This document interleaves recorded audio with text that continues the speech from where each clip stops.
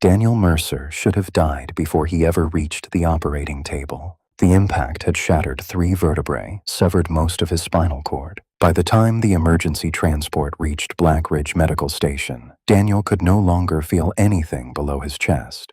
The trauma team gave him 11 minutes. Then Dr. Vexa arrived. She wasn't part of the hospital staff. She wasn't even listed in its medical database. The security footage showed a tall, unnaturally pale woman walking into the trauma bay wearing a surgical coat and carrying a narrow silver case. She seemed strangely unconcerned by the alarms sounding around her. Vexa studied Daniel's scans for less than 30 seconds. Then she said something nobody in the room understood. His spine didn't need to be repaired. It needed to be replaced. Inside her case was a device no human surgeon had ever seen. It resembled a spinal implant, except it wasn't made entirely of metal. Under the surgical lights, portions of it appeared almost translucent, and when a nurse touched one end with a forceps, it moved. Vexa called it an adaptive neural truss. There was one problem. It had never been implanted in a human being. Daniel was unconscious. There was no time for a second opinion.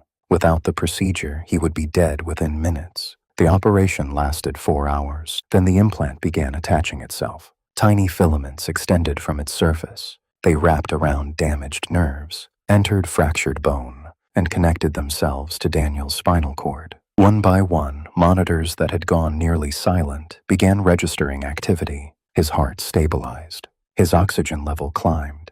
And then, Daniel's toes moved. The surgery had worked, but the implant didn't stop. 20 minutes later, a scan revealed new filaments extending beyond the damaged section of his spine. Vexa stared at the image. A nurse asked whether that was supposed to happen. Vexa answered quietly, no. 3 days later, Daniel woke up. Within a week, he could stand. Within 2 weeks, he could walk. Doctors called his recovery impossible. Daniel called it painful. Every new scan showed the same thing. The filaments were spreading. Vexa insisted they continue monitoring him. Then Daniel began doing things he couldn't explain. During physical therapy, a rehabilitation machine malfunctioned. A steel support arm weighing more than 200 pounds broke loose directly above a technician. Everyone else froze. Daniel didn't. Before anyone realized what was happening, he crossed the room and caught it. With one hand, he had no memory of deciding to move. He had simply moved. The tests became stranger. But the most disturbing change wasn't strength. It was anticipation. Daniel began reacting to things before they happened. He would turn toward doors seconds before someone entered, catch objects before he saw them fall. During one neurological test, a machine fired random flashes of light while sensors measured his reaction time. Daniel pressed the button before the light appeared, 7 times. Vexa immediately ended the test. Daniel demanded an explanation. She told him the implant was processing signals faster than his conscious brain. Daniel asked the obvious question. If my brain isn't telling it what to do, what is? Vexa didn't answer. That evening, Black Ridge Medical Station went into lockdown. Every door sealed simultaneously. Communications disappeared. Then the lights went red. Vexa looked at the security monitor and went completely still. Armed retrieval teams were entering the facility, but they weren't looking for Daniel. They were looking for the implant. Vexa grabbed Daniel's arm. Run. The first security drone found them 2 corridors later. Daniel saw the weapon rotate toward him, but his body had already moved. He dropped an instant before it fired. The blast struck the wall behind him. Daniel rolled, grabbed a steel medical cart, and threw it hard enough to knock the drone from the air. Every time something attacked him, the same thing happened. His body reacted first. His mind caught up afterward. At one intersection, an armed guard stepped from behind a doorway. Daniel ducked before the man raised his weapon. He swept the guard's legs, caught the weapon before it hit the floor, and slid it away. Daniel froze. He had never been trained to fight, but whatever was inside his spine had.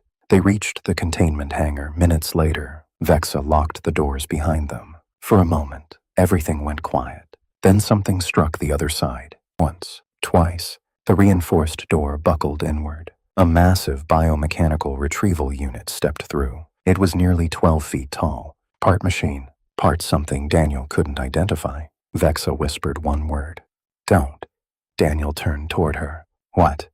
Don't let it take control. The machine charged. Daniel barely avoided the first strike. The second threw him across the room. He hit the floor hard enough to crack the tile. Pain exploded through his back, and suddenly every filament inside him lit up. The sensation traveled upward, across his shoulders, into his neck. Daniel tried to stand. His body stood without him. The machine attacked again. This time, Daniel didn't dodge.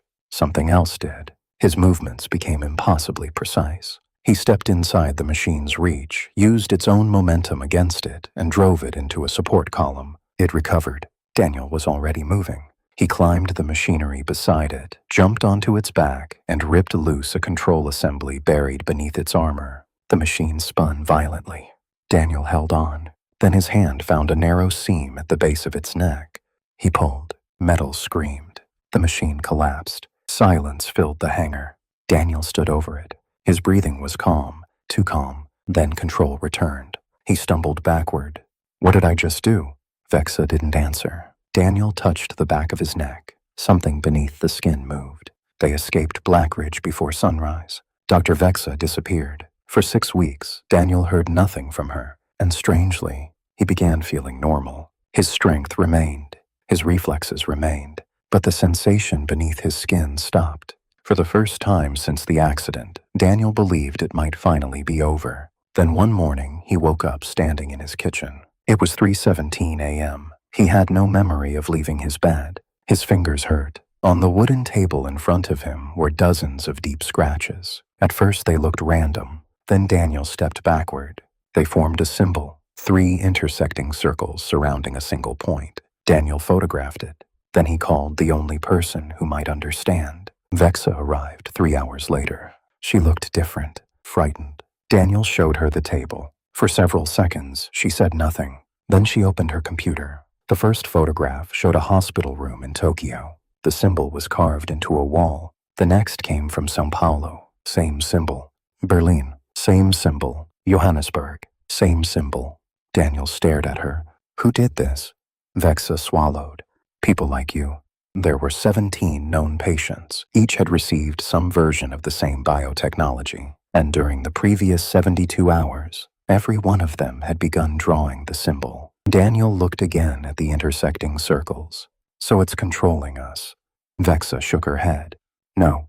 For the first time since Daniel had met her, her voice trembled. I think it's coordinating you. Daniel's phone vibrated. A map opened by itself. A location appeared, hundreds of miles away. Vexa's computer chimed. Another patient had started moving. Then another, and another. Across the world, 17 dots began traveling toward the same location. Daniel backed away from the screen. I'm not going. Then his right foot moved forward. Daniel stopped it. Another step. He grabbed the table. His fingers tightened against the wood. Vexa. She opened her scanner. The image appeared on the monitor. Daniel's spine glowed with thousands of fine branching filaments. They traveled upward through his neck and disappeared into his brain. Daniel stared at the scan. It's reached my brain. Vexa moved closer to the screen. Then her expression changed. No. She magnified the image. Again and again. Daniel's breathing slowed. What? Vexa looked at him. The implant didn't grow into your brain. She rotated the scan. The boundary between Daniel's neural tissue and the alien structure had disappeared. His neurons had reorganized themselves around it. New pathways had formed. Not from the implant, from Daniel. His own brain had been changing, growing toward it. Daniel whispered. Why? Vexa didn't answer, because another window had appeared on the monitor. The coordinates. She recognized them. Daniel saw the fear on her face. What is there? Vexa stared at him. Nothing. A pause. Not yet.